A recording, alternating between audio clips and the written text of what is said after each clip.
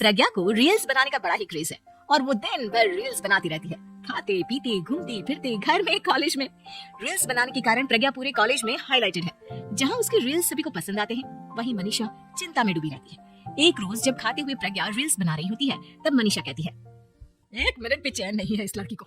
ये नहीं कि खाना तो आराम से खा ले, लेकिन नहीं, अरे थोड़ी देर रील्स नहीं बनाओगी तो आसमान नहीं टूट पड़ेगा।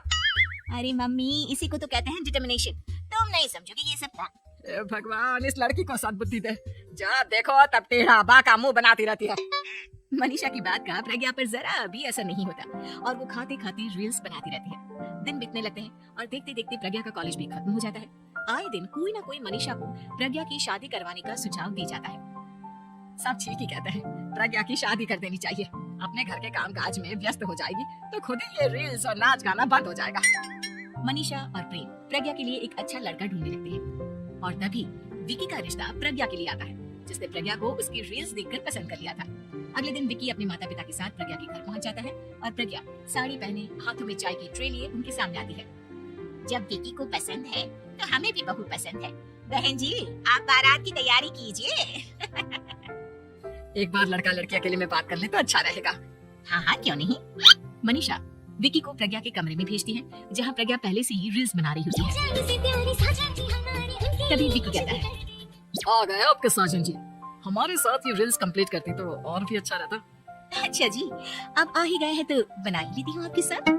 दोनों मिलकर रील्स बनाते हैं। जब टीम मीट और तुरंत पोस्ट पे कर देते हैं। फिर विकी कहता है, जब आप साड़ी में चाय लेकर आई तब मुझे लगा कि कहीं मैं गलत घर में तो नहीं आ गया। अब सही है। दोनों की शादी पक्की हो जाती है और शादी के दिन भी प्रज्ञा रील्स बनाने से चूकती नहीं, यहाँ तक कि बारात के समय भी नाचते हुए रील्स बनाती है। सभी लोग प्रज्ञा की तारीफ के पुल बांध देते हैं और प्रज्ञा नाचती गाती अपने ससुराल चली जाती है। सब कुछ अच्छा चल रहा होता है।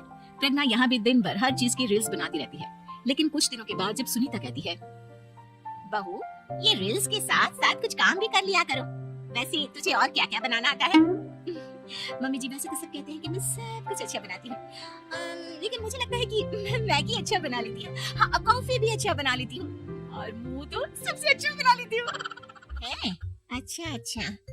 सुनीता अपना माथा पकड़ लेती है और कहती है, बहू, कुछ खाना बनाना भी सीख लेती। मम्मी जी, मैं लंबी प्लानिंग कर रही हूँ। जल्दी ही मैं इतनी फेमस हो जाऊंगी कि मुझे पैसे मिलने लगेंगे। हम दोनों सास बहू राज करेंगे, राज लाकर काम करेंगी और लोगों की तो लाइन लगेगी हमसे मिलने के लिए। तेरा दिमाग खराब हो गया है क्या बहू? हंसी मजाक तो ठीक है, लेकिन इस तरह घर नहीं चलते। जितना जल्दी हो इस घर के तौर तरीकों को सीख लो। प्रज्ञा मुंह घुमाकर चली जाती है और तुरंत उसी वक्त एक रील बनाती है। ये देख सुनीता का गुस्सा 7वें आसमान पर चला जाता है और विकी के घर आती ही सुनीता उसे सब कुछ बताती है। विकी भी अब प्रज्ञा की इन हरकतों से परेशान हो जाता है। तुम टेंशन मत लो मम्मा, मैं देख लूंगा। विकी कमरे में जाता है तो देखता है कि प्रज्ञा रील्स बना रही है। विकी बड़े ही प्यार से प्रज्ञा से कहता है, प्रज्ञा, इन सब के लिए मैं तुम्हें मना नहीं कर रहा हूँ, लेकिन फिर भी हर वक्त तो ये अच्छा नहीं लगता ना। समझने की कोशिश करो, मुझे भी तुम्हारा थोड़ा वक्त चाहिए। मैं जब ऑफिस से आता हूँ तो मुझे समय देने की जगह इसी में लगे रहते हो। तुम ज्यादा ही सोच रहे हो। तुम भी मेरे साथ रील्स बनाओ ना, तुम्हें भी बहुत अच्छा लगेगा। तुम्हें इज्जत से कोई बात समझ में नहीं आती क्या? दिमाग खराब हो गया है तुम्हारा इस चकाचौंध से। अगर तुमने अपना रवैया नहीं बदला तो मैं तुमसे दूर चला जाऊंगा। तुम ही रिश्ता लेकर आए थे, मुझे लड़कों की कमी नहीं थी और ना आज है। विकी दरवाजा पटक कर चला जाता है। धीरे धीरे विकी प्रज्ञा से दूर होता जाता है। एक रोज मनीषा प्रज्ञा के ससुराल उससे मिलने जाती है। तब सुनीता उससे कहती है, बहन जी, अब आई है तो कुछ दिन यहाँ रहकर जाइएगा, आप ही का घर है। हाँ मम्मी, बहुत दिन हो गए तुम्हारे साथ एक भी रील नहीं बनाई मैंने। प्रज्ञा तुरंत अपने फोन में रील्स ऑन कर लेती है। ये सब मुझसे नहीं होता।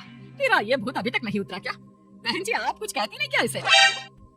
जब आप ही कुछ नहीं कर पाई तो मैं कर ही क्या सकती हूँ। सास तो वैसे ही बदनाम है। शाम को घर की लाइट चली जाती है और मनीषा प्रज्ञा से कहती है, मेरे घुटनों में बहुत दर्द हो रहा है, तू लाइट का कुछ इंतजाम करना बेटा। अच्छा, कैंडल जला देती हूँ मम्मा। प्रज्ञा गाते हुए कैंडल जलाती है और खिड़की के पर्दे के पास रख देती है। मनीषा, जिसे बहुत दर्द हो रहा है, वो सो जाती है और प्रज्ञा हमेशा की तरह अपनी रील्स में लग जाती है। उधर कैंडल की वजह से पर्दा आग पकड़ लेता है और मनीषा के कमरे में आग लग जाती है। बचाओ, बचाओ! सभी भागते हैं और विकी कमरे की आग बुझाने में लग जाता है, लेकिन तब तक मनीषा आधी जल चुकी थी। मनीषा की हालत देख प्रज्ञा रोने लगती है। विकी मनीषा को तुरंत हॉस्पिटल ले जाता है और उसे एडमिट कराता है। विकी प्रज्ञा से कहता है, देख लिया ना, तुम्हारे इस नाच गाने की वजह से आज तुम्हारी माँ की जान जाते जाते रह गई। अब पता नहीं तुम और क्या चाहती हो। उधर डॉक्टर कहते हैं, इनकी हालत बहुत नाजुक है, आधे से ज्यादा जल चुकी है।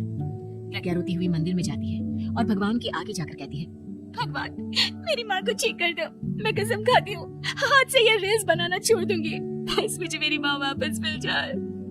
2 दिन बीत जाते हैं और मनीषा खतरे से बाहर आ जाती है। पेशेंट अब ठीक है, आप लोग उनसे मिल सकते हो। सब कोई मनीषा से मिलता है और प्रज्ञा सबके सामने अपना फोन तोड़ देती है। मुझे माफ कर दो मम्मा, मैंने तुम लोगों की बातों को नजरअंदाज किया। बेटा कोई भी चीज जरूरत से ज्यादा खराब है। मैंने तुम्हें रील्स बनाने से कभी मना नहीं किया, लेकिन हर वक्त एक ही चीज तो सही नहीं है। मैं समझ गई हूँ मम्मा, आई एम सॉरी। प्रज्ञा उस दिन से रील्स बनाना छोड़ देती है और पूरी तरह से अपने घर में लग जाती है।